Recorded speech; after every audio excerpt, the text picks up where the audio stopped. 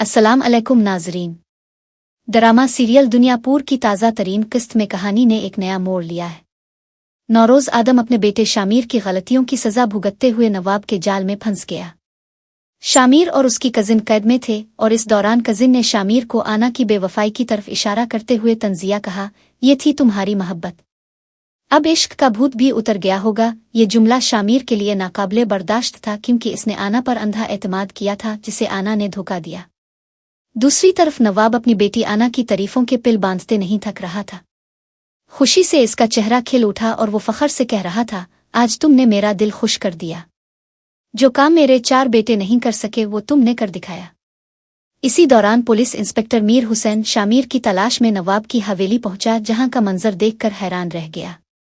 शामिर और उसकी कजिन हाथ पांव बंधे एक पिंजरे में कैद थे और अर्द गिर्द सख्त पहरा था। आना भी वहां मौजूद थी। मीर हुसैन ने आना से कहा, मुझे लगा तुम हुआ का रुख बदलोगी, लेकिन तुम खुद हुआ के रुख पर चल पड़ी। आना ने जवाब दिया, जब 4 भाइयों का बोझ कंधों पर हो तो मैं अपने भाइयों के कातिलों से मोहब्बत कैसे कर सकती हूँ। हालात ने हमें यह कदम उठाने पर मजबूर किया। मीर हुसैन ने नवाब से कहा कि शामिर और उसकी कजिन को छोड़ दो, लेकिन नवाब ने जवाब दिया, दुनियापुर चाहिए तो नौरोज़ आदम को खुद आकर बात करना होगी। जब नौरोज़ आदम नवाब के सामने पहुंचा तो नवाब ने शर्त रखी कि 2 के बदले 1 आदमी चाहिए। इसी लम्हे नवाब के इशारे पर नौरोज़ को गोलियों से छलनी कर दिया गया। शामिर अपने वालिद के कत्ल को अपनी आंखों के सामने देखकर भी बेबस रहा। नवाब ने शामिर को आज़ाद कर दिया, लेकिन वो अपने वालिद की लाश उठाकर घर रवाना हो गया। वालिद की कब्र पर फूल रखते हुए शामिर ने कसम खाई कि वो इस कत्ल का बदला लेगा। अब देखना यह है कि क्या नौरोज़ आदम के कत्ल के बाद शामिर दुनियापुर में रह सकेगा, ऐसे इलाका बदर कर दिया जाएगा।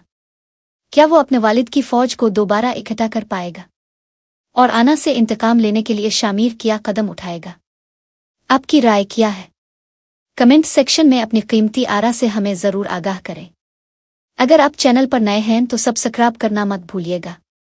शुक्रिया।